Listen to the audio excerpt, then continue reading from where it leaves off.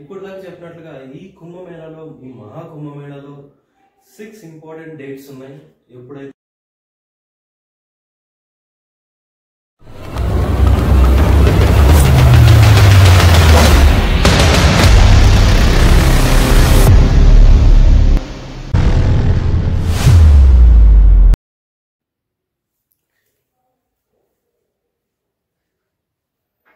Hello friends, welcome back to Squad Saga. అందరికీ నమస్కారం. So ఈరోజు మన టాపిక్ వచ్చేసి మహాకుంభమేళ. ఈ మహాకుంభమేళ అనేది it's the biggest human gatherings in the world. So దాదాపుగా 40 నుంచి 50 కోట్ల మంది ఈ మహాకుంభమేళ సమయంలో ప్రయాగ్రాజ్ క్షేత్రంలో స్నానం చేయబోతున్నట్లు సమాచారం. సో అంటే మహాకుంభమేళ అంటే ఏంటి, దాని బ్యాక్ స్టోరీ ఏంటి, అందులో ఉన్న ఫ్యాక్ట్స్ ఏంటి, అసలు ప్రయాగ్రాజ్ క్షేత్రం మనకు ఉన్న ఆ పేరు ఎందుకు వచ్చింది, అండ్ దాని చుట్టూరా ఉన్న చాలా వరకు స్టోరీస్ అండ్ ఫ్యాక్ట్స్ ఈరోజు ఈ వీడియోలో మాట్లాడబోతున్నాం. So first thing, what is the back story behind this Maha Kumbh Mela? ఓకేనా? సో కుంభమేళ అనేది 4 రకాలుగా జరుగుతాయి. ఫస్ట్ వచ్చేసి నార్మల్ కుంభమేళ. ఇది వచ్చేసి ఎవ్రీ 4 years ఒకసారి జరుగుతుంది. సెకండ్ వచ్చేసి అర్ధ కుంభమేళ, 6 years ఒకసారి జరుగుతుంది. థర్డ్ వచ్చేసి పూర్ణ కుంభమేళ అనేది 12 years ఒకసారి జరుగుతుంది. ఇప్పుడు జరగబోయేది మహాకుంభమేళ. అంటే ఇది 144 years ఒకసారి మాత్రమే జరుగుతుంది. అంటే 12 పూర్ణ కుంభమేళాలు ముగిసిన తర్వాత జరిగేదే ఈ మహాకుంభమేళ. అసలు ఈ కుంభమేళ ఎందుకు జరుపుకుంటాం, ఆ కుంభమేళకు ఆ పేరు ఎలా వచ్చింది? ఓకే, బ్యాక్ స్టోరీకి వెళ్ళినట్లయితే పూర్వం దుర్వాస మహర్షి ఒకరోజు వనంలో నడుచుకుంటూ వెళ్తుంటే ఆ వనం అంటే ఫారెస్ట్ ఒక దివ్యమైన దండ అంటే గార్లాండ్ ఆ దుర్వాస మహర్షి గారికి ఇస్తుంది అనమాట. ఆ ఫారెస్ట్ ఆయన అలా వెళ్తుంటే దారిలో ఆయనకి ఇంద్రుడు కనిపిస్తాడు. ఐరావతం మీద పయనిస్తూ ఇంద్రుడు కనిపిస్తాడు అనమాట ఆయనకి. సో దుర్వాస మహర్షి ఏం చేస్తారు, ఆ దండ తీసుకుని ఇంద్రుడికి ఇస్తారు.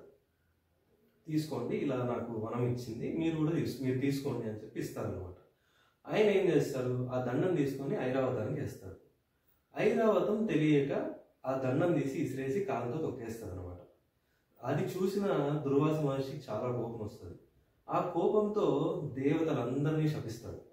మీకున్న శక్తులన్నీ వెళ్ళిపోయి శక్తిహీనులు అవుతారని చెప్పి శపిస్తారు అనమాట. అప్పటి నుంచి దేవతలు చాలా వీక్ అయిపోతారు. వాళ్ళ పవర్స్ని మళ్ళీ పొందడానికి వాళ్ళు చేయాల్సిందంతా సముద్రాన్ని చిలికి అందులోని అమృతాన్ని తీసుకోవడం. అలా చేయడానికి వాళ్ళకి దేవతలకి ఇప్పుడు శక్తి అంతా పోయింది కాబట్టి వాళ్ళకి శక్తి సరిపోక రాక్షసుల్ని సంప్రదిస్తారు. రాక్షసుల దగ్గరికి వెళ్ళి ఇలా మాకు హెల్ప్ చేస్తే ఆ అమృతం మీకు కూడా కొంచెం ఇస్తామని చెప్పి అలా డీల్ పెట్టుకుంటారు అనమాట. సో వాళ్ళు కూడా ఒప్పుకుంటారు, సరేలే అని చెప్పి ఒప్పుకుంటారు. ఇక్కడ చిలకాలంటే మనకు ఒక రాడ్ ఉంటుంది, మనం మజ్జిగ చిలికేటప్పుడు తాడు, ఒక రాడ్, ఒక కుండ. సో ఇక్కడ ఆ కుండ వచ్చేసి ఆ సముద్రం, మహాసముద్రం. ఆ రాడ్గా వచ్చేసి మందారగిరి ఆ రాడ్గా యూజ్ చేస్తారు. ఆ తాడులాగా వసూకి సర్పాన్ని యూజ్ చేస్తారు అనమాట.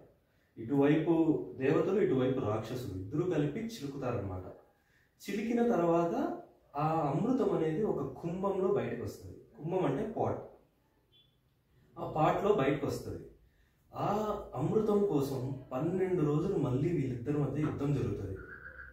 ఓకేనా? ఈ యుద్ధ సమయంలో 12 చుక్కలు బయటపడతాయి. ఆ పాట్ నుంచి 12 చుక్కలు బయటపడతాయి. అలా 12 చుక్కల్లో 4 చుక్కలు మన భూమి మీద పడ్డాయి అన్నమాట. సరేనా? దాని తర్వాత ఏం చేస్తారంటే మహావిష్ణువు ఒక మోహిని వేషంలో వచ్చి ఆ రాక్షసులంతా మాయ చేసి ఆ అమృతాన్ని మొత్తం దేవతలు తాగేలా చూస్తారనమాట. సరేనా? ఇది స్టోరీ. అక్కడ ఈ 4 చుక్కలు బయట మన భూమి మీద పడ్డాయని చెప్పాను కదా, అవి వచ్చేసి హరిద్వార్, ఉజ్జయిని, ప్రయాగ్రాజ్, నాసిక్. ఈ 4 ప్రదేశాల్లోనే ఆ 4 చుక్కలు పడ్డాయి. అండ్ ఈ 4 ప్రదేశాల్లోనే మనం కుంభమేళ జరుపుకుంటాం. కుంభమేళ ఈ 4 ప్రదేశాల్లో జరుగుతుంది. కానీ మహాకుంభమేళ మాత్రం ప్రయాగ్రాజ్ క్షేత్రంలో మాత్రమే జరుగుతుంది. మనం ఇప్పుడు ప్రయాగ్రాజ్ క్షేత్రం గురించి మాట్లాడుకుంటే అసలు ప్రయాగ్రాజ్ అంటే ఏంటి, ప్రయాగ్ అంటే ఏంటి? ప్రయాగ్ అంటే సంగమం అంటే కలవడం. రాజ్ అంటే సంగమాల్లోనే రాజు. సో ఇలా ఒక 2-3 నదులు కలిసే అతి పెద్ద సంగమమే ఈ ప్రయాగ్రాజ్. చాలా పెద్దది అన్నమాట. సో ఏ నదులు కలుస్తున్నాయి? గంగోత్రి నుంచి వచ్చే గంగా నది, యమునోత్రి నుంచి వచ్చే యమునా నది, అండ్ భూగర్భంలోనే సరస్వతి నది కూడా ఈ ప్రయాగ్రాజ్ క్షేత్రంలో అక్కడ జాయిన్ అవుతుంది అనమాట. సరస్వతి నది అనేది ఒక మిస్టీరియస్ రివర్ అనమాట. ఎందుకంటే ప్రయాగ్రాజ్ బద్రీనాథ్ దగ్గర మన అనే గ్రామంలో పుడుతుంది, అండ్ అక్కడే అలకనందలో కలిసిపోయి భూగర్భంలోకి వెళ్ళిపోతుంది అనమాట. సో అది మనకు ఎక్కడ కనపడదు, కానీ ఆ రివర్ ఉన్నట్టు ఆనవాళ్ళు మాత్రం శాస్త్రీయంగా కూడా బయటపడింది. సో నాసా వాళ్ళు చాలా ప్రయోగాలు చేశారు, దాంట్లో కూడా బయటపడింది ఈ రివర్ ఉన్నట్లు. సో అది కూడా భూగర్భంలో జలాశయంగా మారి ఇక్కడ ప్రయాగ్రాజ్ దగ్గర గంగా యమునాలను కలుస్తుంది అనమాట. అది కనపడదు ఎవరికి, గంగా యమున మాత్రమే కనిపిస్తుంది. ఈ సరస్వతి నది అనేది ఇన్విజిబుల్గా అండర్ గ్రౌండ్లోనే ప్రయాగ్రాజ్ క్షేత్రంలో ఉంటుంది అనమాట. So every 12 years, every 4 years ఈ క్షేత్రం ఆ అమృతం పడిన క్షేత్రాలు కాబట్టి ఆ వాటర్ అంతా మ్యాజికల్ వాటర్, ఎటర్నల్ వాటర్గా మారుతుందంట, అలా నమ్ముతారు.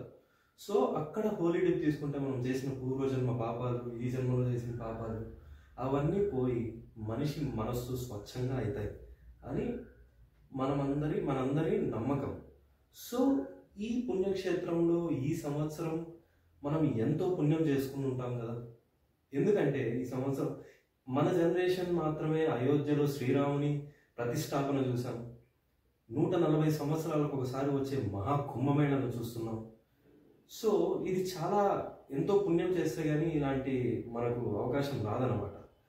సో ఎంతమంది రాబోతున్నారు ఈ మహాకుంభమేళలో స్నానం చేయడానికి? 40 నుంచి 50 కోట్ల మంది రాబోతున్నారు.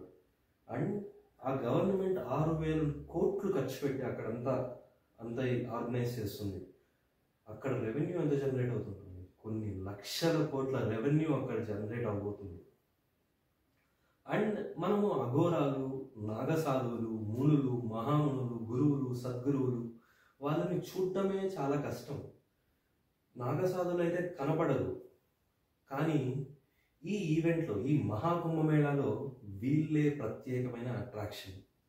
వీళ్ళని చూడాలి, అసలు లైఫ్లో ఒకసారైనా చూడాలంటే మనం ఇప్పుడు మహాకుంభమేళాకి వెళ్తే ఇలాంటి వాళ్ళందరినీ చూడొచ్చు. దిగంబరాలుగా నాట్యం చేస్తూ వాళ్ళు చేసే మాయలు, వాళ్ళు చేసే పూజలు, అఘోరాలు అందరినీ చూడటం మన కన్నుల విందుగా ఉంటుంది. సో మహాకుంభమేళా అనేది మన భూమి పైన జరుగుతున్న అతి పెద్ద హ్యూమన్ గ్యాదరింగ్. ఈ మహాకుంభమేళాలో ఒక 6 ఇంపార్టెంట్ డేస్లో స్నానాలు జరుగుతాయి అన్నమాట. మొదటిది వచ్చేసి జనవరి 13, అంటే ఈ మహాకుంభమేళా మొదలైన రోజు. రెండవది వచ్చేసి జనవరి 14 మకర సంక్రాంతి రోజు. మూడవ రోజు జనవరి 29 మౌని అమావాస్య. నాలుగవది వచ్చి ఫిబ్రవరి 3 వసంత పంచమి. ఫిబ్రవరి 12 మాఘ పంచమి. ఫిబ్రవరి 26 మహాశివరాత్రి.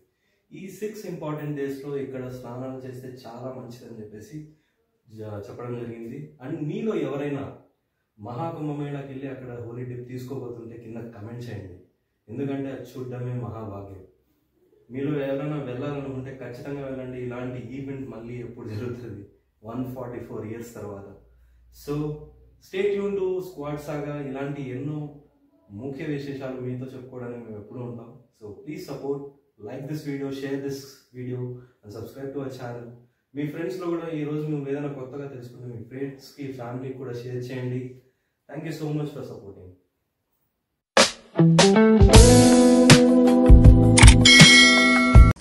గుళ్ళో గంట కొడితే వస్తుంది సౌండ్, మా ఛానల్ కి సబ్స్క్రైబ్ చేసుకుంటే వస్తుంది నోటిఫికేషన్.